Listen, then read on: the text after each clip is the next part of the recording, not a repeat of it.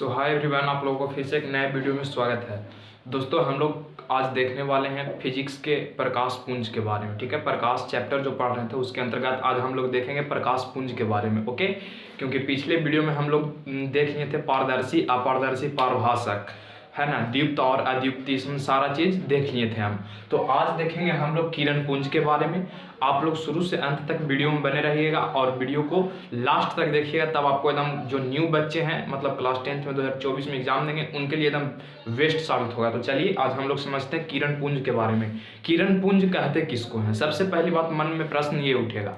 तो देखिए, किरण पुंज, जैसा कि आप लोगों को पता होगा भाई जी, प्रकाश ही निकलता है। ठीक है, मान लीजिए सूर्य है, ठीक है, इस सूर्य से जो क्या होता है कि प्रकाश जो निकलता है, तब प्रकाश निकलता है तो थोड़ा बहुत मात्रा में तो नहीं निकलता है, बहुत सारे मात्रा में निकलता है, यानी ढेर में निकलता है कि नहीं, बहुत निकलता है, बहुत निकलता है। तो किरण जो निकल रहा है, आप देख रहे हैं किरण जो निकल रहा है ना, तो इतना नहीं निकल रहा, नहीं निकल रहा, बहुत सारा निकल रहा है। तो बहुत सारा निकल रहा है यानी विशाल मात्रा में निकल रहा है। तो किरणों के विशाल समूह को किरण पुंज कहते हैं। ठीक है, इस समूह में तो चल रहा है, ढेर मन निकलता है, ढेर मन, बहुत सारा निकलता है। तो इसका एक क्या होता है, ग्रुप होता है, समूह होता है। तो इस पूरा विशाल समूह को, यानी किरण जो जा रहा है, सूर्य के प्रकाश से जो किरण आ रहा है विशाल मात्रा में, उसी को हम क्या बोलते हैं, किरण पुंज बोलते हैं। तो आप लोग डिफिनेशन इसको इजीली लिख सकते हैं। डिफिनेशन कैसे लिख सकते हैं? तो बोलेंगे कि किरणों के विशाल समूह को क्या बोलेंगे, किरणों के विशाल समूह को क्या बोलेंगे, किरण पुंज बोलेंगे। आइए इसका डिफिनेशन आप देखते हैं। तो आप इजीली लिख सकते हैं। इसका परिभाषा कैसे लिखाएगा, जो आप ध्यान दीजिएगा थोड़ा यहाँ पे। कहेंगे कि किरण को, ठीक है, किरणों के विशाल समूह को, विशाल, यहाँ पे आप ध्यान दीजिएगा, विशाल समूह को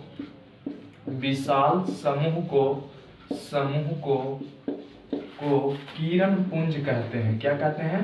तो किरण पुंज कहते हैं। ये आप इजीली लिख सकते हैं। ठीक है, ये आप क्या कर सकते हैं, तो इजीली लिख सकते हैं। कैसे लिखेंगे?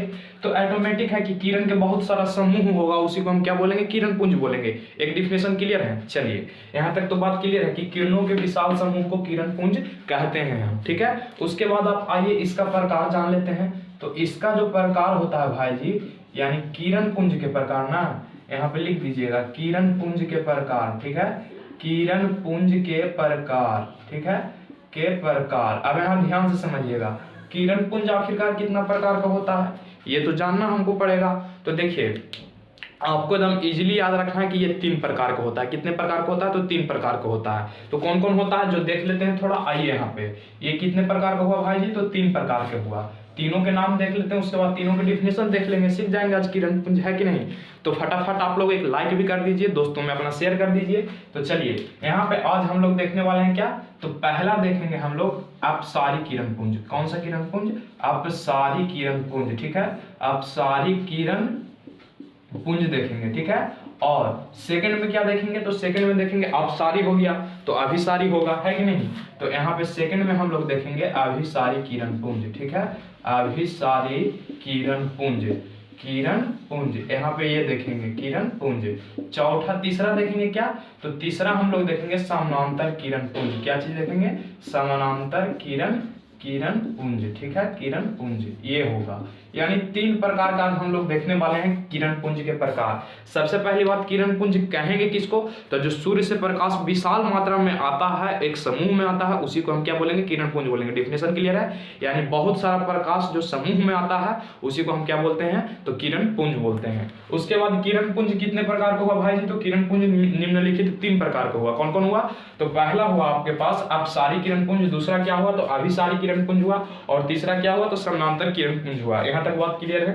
तो फटाफट इसका एक स्क्रीनशॉट कर लीजिए। उसके बाद हम आपको आते हैं, समझाते हैं कि अपसारी किरण पुंज किसको कहेंगे। तो पहले बैक देते हैं, उसके बाद लिखा देंगे, है कि नहीं।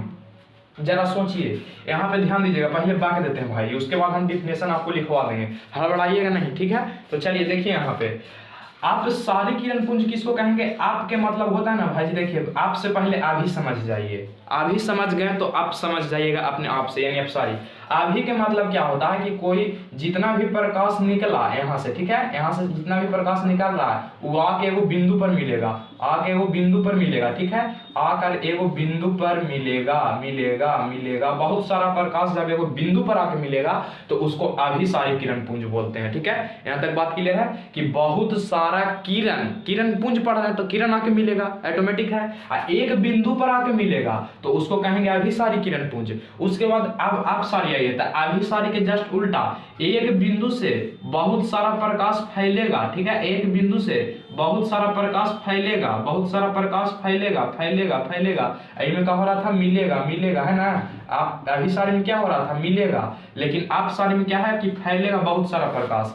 तो एक बिंदु से यदि चारों दिशा में प्रकाश फैल रहा है तो उसके कहेंगे अपसारी किरण पुंज। फिर से एक बार फिर से अपसारी किरण पुंज किसको बोलेंगे, तो एक बिंदु से बहुत सारा प्रकाश फैलेगा, बाहर निकलेगा तो उसको क्या बोलेंगे, अपसारी किरण पुंज बोलेंगे। अभिसारी किरण पुंज किसको बोलेंगे, तो अभिसारी किरण पुंज जो होता है एक बिंदु पर आकर बहुत सारा प्रकाश क्या होगा तो मिलेगा तो उसको अभिसारी किरण पुंज कहेंगे। और समानांतर का मतलब तो नाम में जान ही रहे हैं कि चल रहा है प्रकाश तो समानांतर चलेगा, समानांतर चलेगा, समानांतर चलेगा।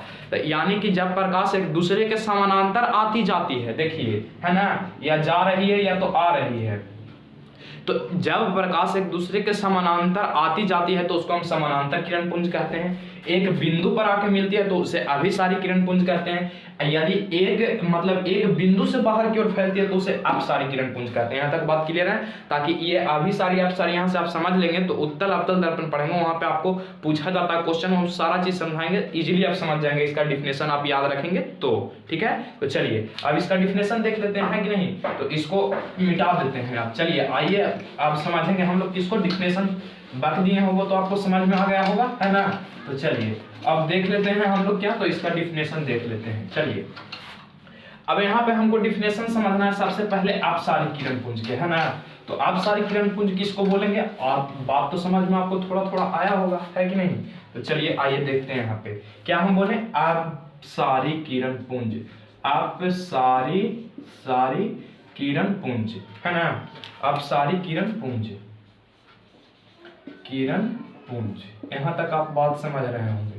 चलिए तो अब आ जाते हैं अपसारी किरण पुंज, तो हम लोग समझ चुके हैं।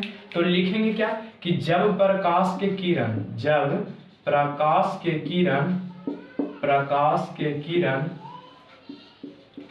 एक बिंदु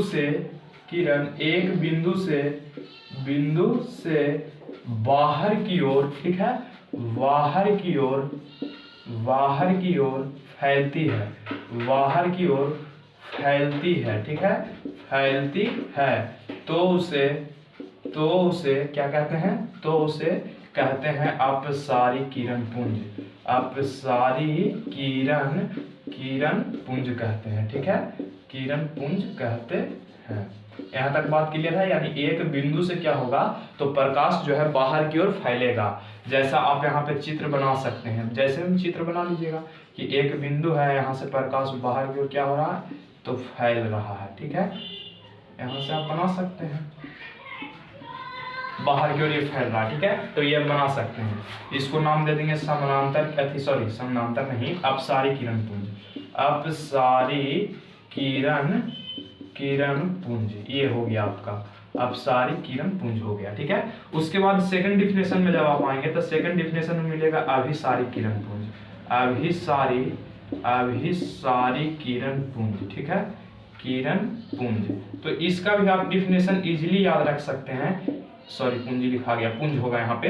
तो इसका डिफिनेशन आप इजीली नहीं याद रख सकते हैं, उसके जस्ट अपोजिट कर दीजिए। क्या बोलेंगे तो यहाँ पे हम बोलेंगे कि जब प्रकाश के किरण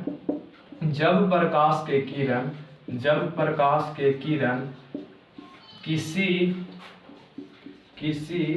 एक बिंदु पर आकर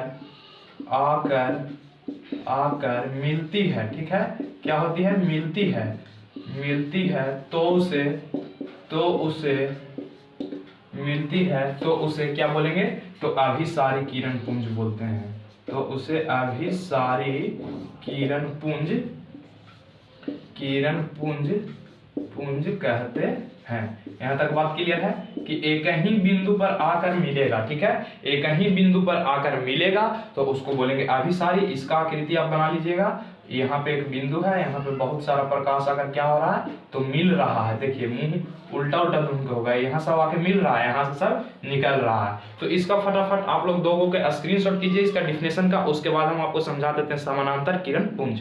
चलिए फटाफट आप लोग कीजिए कि समानांतर किरण पुंज लिख करके डैश आप लोग कॉपी पे दे लीजिए, उसके बाद इसको मिटाते हैं। चलिए स्क्रीनशॉट तो हो गया होगा इसका, इसको मिटा देते हैं। आप समझेंगे समानांतर किरण पुंज, समानांतर किरण पुंज किसको कहेंगे, ठीक है। तो बहुत इजी है, ये आपको इसलिए बता रहे हैं क्योंकि वहाँ आप दर्पण या लेंस पढ़िएगा तो वहाँ अपसारी अभिसारी का चर्चा होता है भाई जी, तो वहाँ पे आपको परेशानी ना हो इसके लिए यहाँ पे क्या कर रहे हैं तो पढ़ाना पड़ गया हमको क्या, तो प्रकाश के किरण पुंज। चलिए अब उसके बाद आप आइए तीसरा आपको मिलेगा, तीसरा आपको क्या मिलेगा तो समानांतर किरण पुंज मिलेगा, है ना। समानांतर किरण पुंज, किरण पुंज। चलिए अब इसको देख लेते हैं, समानांतर किरण पुंज क्या है, जब प्रकाश के किरण एक दूसरे के समानांतर गमन करेगा, समानांतर आमने सामने जाएगा, यही ना डिफिनेशन बोले थे। तो यहाँ पे क्या लिखेंगे, जब प्रकाश के किरण, प्रकाश के किरण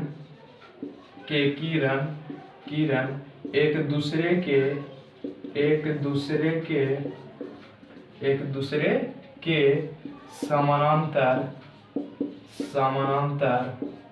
गमन करती है, गमन मीन्स होता है आना जाना। यहाँ पे कैसे डिफिनेशन लिखेंगे, जब प्रकाश की किरण एक दूसरे के समानांतर गमन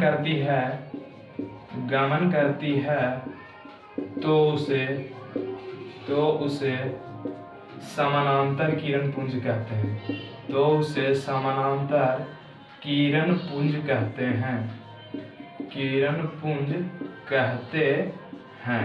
यहाँ तक लिख देंगे, ठीक है, यहाँ तक बात क्लियर है। क्या लिखेंगे कि जब प्रकाश के किरण एक दूसरे के आमने सामने आवाजाही करेगा तो उसको समानांतर किरण पुंज बोलेंगे। जैसे में इसको आकृति आप बना लीजिएगा भाई जी, ये हो जाएगा, ये हो जाएगा, ये हो जाएगा, इसका नाम क्या है तो समानांतर किरण पुंज, किरण पुंज, ठीक है। तो आशा करते होंगे कि आपको यहाँ तक समझ में आ गया होगा। तो आज के लिए बस इतना ही, किरण पुंज आप लोग समझ गए हैं। उसके बाद हम कल मिलते हैं प्रकाश के प्रवर्तन से, ठीक है। प्रकाश के प्रवर्तन के नियम हम सारा चीज देखेंगे हम डिफिनेशन के साथ क्लियरली। तो आज के लिए बस इतना ही, इसका एक स्क्रीनशॉट कर लीजिए और किरण पुंज आप लोग याद कर लीजिएगा, क्योंकि एग्जाम में ऑब्जेक्टिव पूछ दिया जाता है कि किरण पुंज कितने प्रकार के होते हैं। तो आपको याद रखना है कि 3 प्रकार के होते हैं। यहाँ पे स्टार पॉइंट में नहीं होगा तो मार्क लिख लीजिए कि किरण पुंज मुख्यतः 3 प्रकार के होते हैं, 3 प्रकार के होते हैं। ये एग्जाम में आपको से पूछ दिया जाता है ऑब्जेक्टिव के तौर पे, तो इसको स्टार पॉइंट में आप लिख लीजिएगा, ठीक है। यहाँ तक बात क्लियर है। तो आज के लिए बस इतना ही, मिलते हैं कल प्रकाश के प्रवर्तन के नियम से। Thank you.